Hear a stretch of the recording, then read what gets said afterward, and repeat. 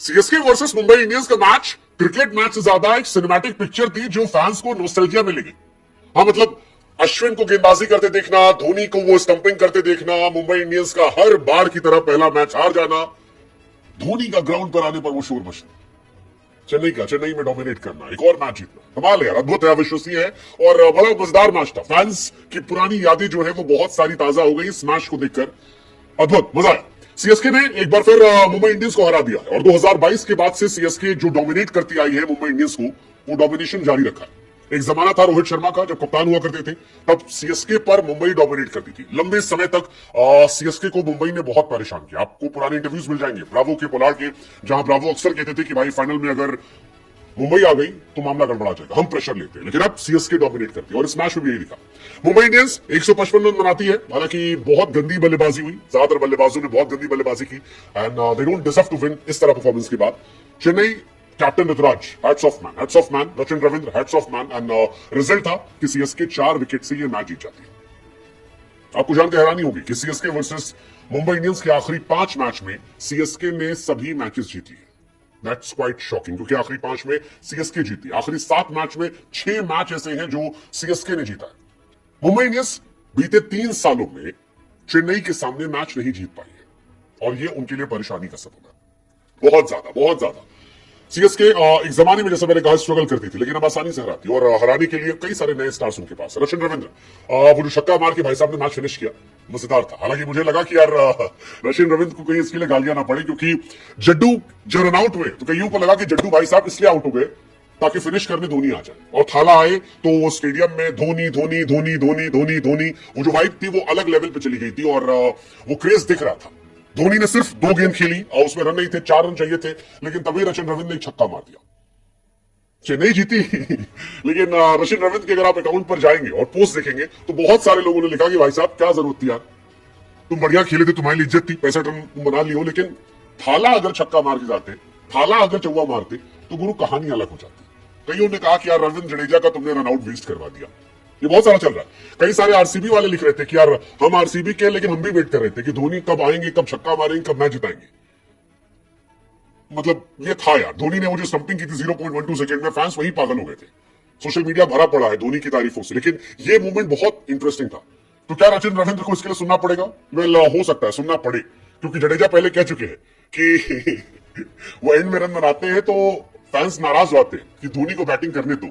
धोनी से मोहब्बत सीएसके और देश की अलग लेवल पर है और सीएसके की जीत में ये कमाल रहा है। सीएसके धोनी की अगुवाई में नहीं खेल रहे, लेकिन धोनी उसके हीरो और धोनी ही मैच जिताते।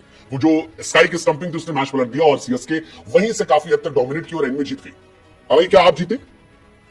हाँ, प्रूवो पर हमने आपसे कहा था ना, दोनों मैच को लेकर आज हमने पहले कह दिया था कि एसआरएच आरआर के हराएगी यस या नो, हमने कहा था यस कर देना। हमने सीएसके वाले मैच में भी कहा था कि चेन्नई डोमिनेट करती है, चेन्नई के अंदर एमआई हार सकती है करंट सिचुएशन को देखते हुए, और वही हुआ। अगर आपने बात मानी होगी तो आपकी बल्ले बल्ले होगी। प्रोबो इंडिया का पहला ओपिनियन बेस्ड ऐप है जो स्किल बेस्ड ऐप है। बुद्धि का इस्तेमाल कीजिए, और बुद्धि टीम देखकर समझ में आ रही थी कि यार टीम जो है वो खतरनाक है, क्योंकि सीएसके की टीम अलग लेवल पे खेल रही थी। सीएसके चेन्नई को समझती है, अश्विन को लेकर समझती है, जड्डू को लेकर समझती है और नूर को लेकर समझती है। नूर अहमद पर 10 करोड़ रुपए जो लगाए थे सीएसके ने, वो इसी दिन के लगाए थे, जो दिखाई पड़ा और वो मैच का इंपैक्ट बदलने वाला था। नूर की अगर आप बॉलिंग देखोगे तो नूर ने एक्चुअली मैच पलट दिया, 4 ओवर 18 रन 4 विकेट। तो इसी को देखकर हमने कहा था कि प्रोबो पर आप भी खेल सकते हो।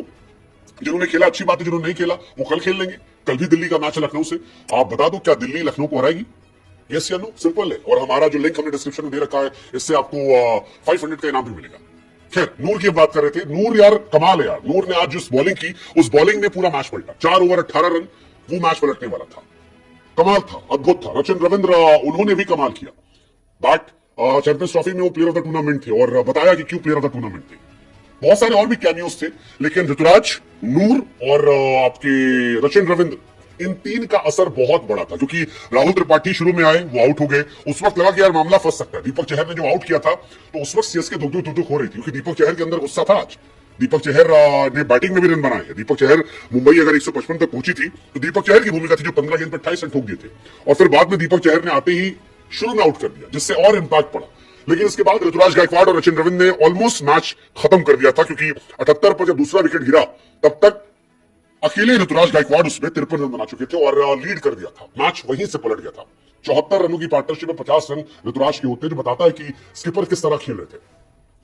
हालांकि इस मैच में कई और भी लोग थे जिन्होंने बहुत बहुत बहुत इंप्रेस किया, लेकिन ये एक बहुत बड़ा मूवमेंट था। धोनी का वो स्टंपिंग भी बहुत बड़ा मूवमेंट था और शायद इसी वजह से जब सूर्यकुमार यादव से पूछा गया कि आपको क्या लगता है मैच कहां हारे, तो उन्होंने कहा कि यार ऋतुराज गायकवाड़ जो है वो मैच छीन ले गए। ऋतुराज ने ही मैच पलट दिया। 26 गेंद 53 रन 156 चेस करते हुए मैच पलटने वाला होता है।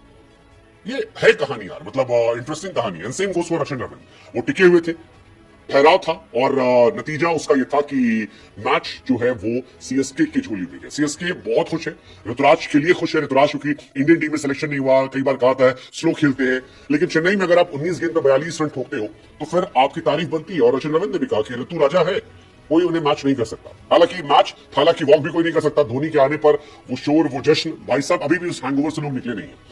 कईयों ने तो मजाक में लिख दिया कि जयशाह ने टीआरपी बढ़वाने के लिए धोनी को उतरवा दिया था। लेकिन मुंबई, आई डोंट थिंक वो बहुत नाराज होंगे, बहुत खफा होंगे, क्योंकि मुंबई को आदत हो चुकी है।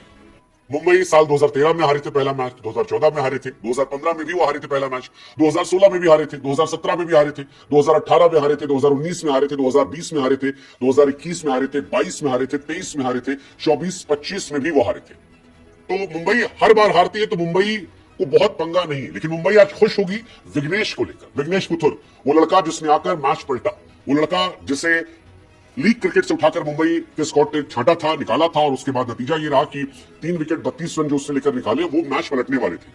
वो लड़का जिसे केरला की सीनियर टीम में खेलने को नहीं मिला, लेकिन मुंबई ने खिलाया, साउथ अफ्रीका ले गए, राशिद खान के साथ रखा, और उसका नतीजा ये है कि वो अलग लेवल पर चला गया। विघ्नेश पुथुर ने अपने पहले ही ओवर में ऋतुराज को आउट कर दिया। विघ्नेश पुथुर ने अपने दूसरे ओवर में शिवम दुबे को आउट कर दिया, और उसके बाद दीपक हुड्डा को तीसरे ओवर में आउट किया। सो एक नया लड़का, उसका dream debut, I think that is one reason जो मुंबई की आप तारीफ कर सकते हो। मुंबई लड़के लाती है। मुंबई ने हार्दिक पांड्या ढूंढा, मुंबई ने कुरनाल ढूंढा, मुंबई ने निहाल वडेरा ढूंढा, तिलक वर्मा ढूंढा, जसप्रीत बुमराह जैसे खिलाड़ी को लेकर आए और जबरदस्त किया। अब ये लड़का आया है, बहुत सारे लड़के, आकाश मधवाल पिछले साल वो लेकर आए थे। तो ये मुंबई के लिए आप तारीफ कर सकते हो। जबरदस्त परफॉर्मेंस, जबरदस्त आईपीएल डेब्यू, और आई थिंक ये एक पॉजिटिव है जो मुंबई इंडियंस यहां से लेके जाएगी। बाकी मुंबई इंडियंस दीपक चहर को लेकर खुश हो सकती है। दीपक चहर पर इन्वेस्ट किया था, और दीपक चहर का एग्रेशन जो था वो मुंबई के लिए अच्छा था। मुंबई ने उन पर पैसा खर्च किया था, तो उन्होंने मुंबई को दिया भी, जबरदस्त दिया। चेन्नई खुश होगी नूर अहमद पर इन्वेस्ट करने के लिए, चेन्नई खुश होगी खलील अहमद पर इन्वेस्ट करने के लिए। दोनों प्लेयर ने मैच पलट दिया। खलील ने 3 विकेट निकाले 29 रन देकर, और वो शुरुआत में झटके लगे, चाहे वो रोहित शर्मा को आउट करना हो या रिकल्टन को बोल्ड मारना हो, वो खलील अहमद ने मैच पलट दिया था। आई थिंक वहां से बहुत बहुत बहुत ज्यादा डेंट हुआ था।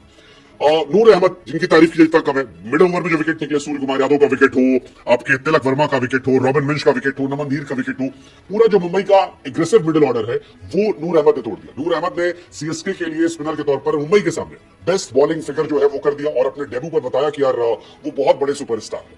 नूर जो है अब सीएसके के लिए कोहिनूर बन गए हैं, और ये उनके लिए जबरदस्त रहेगा। फिर भी ये मैच ओवरऑल जब याद रखेंगे हम, तो हम धोनी के स्टंपिंग याद रखेंगे।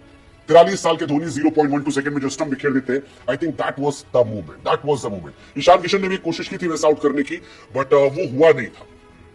तो धोनी भैया गर्दा उड़ाए थे, और धोनी भैया की स्टंपिंग का असर था कि मैच बना, मैच का माहौल जो था वो बना, सीएसके जीती। सीएसके वालों को और कुछ नहीं चाहिए, सीएसके वालों को बड़ा सिंपल है, चेन्नई में मैच हो, चेन्नई जीत जाए और पुरानी चीजें रिपीट हो जाए, और इस मैच में यही हुआ था। पुरानी सारी चीजें जो है वो रिपीट होती है। पुरानी चीजों में अश्विन अन्ना आए, अश्विन ने जब विकेट निकाला और वो मूवमेंट आया विल जैक्स वाला, तो वो अद्भुत मूवमेंट था सीएसके फैंस के लिए, यार पुराने दिन है, ये तो हमारे दिन है। उसके बाद जब दूसरा मूवमेंट आया धोनी का स्टंपिंग, वो मूवमेंट था, धोनी का आने का मूवमेंट था। So overall it was classic CSK versus MI match. नतीजा हमको पता था मुंबई जीतती नहीं है, पहला मैच मुंबई हारी, और मुंबई कमबैक कर सकती है। मुंबई के बाद अच्छी टीम है, हार्दिक लौटेंगे, कैप्टन आएगा, अगर टॉप ऑर्डर से रन बने और सही कॉम्बिनेशन बना तो हो सकता है कि मुंबई इस सीजन आपको सरप्राइज करे।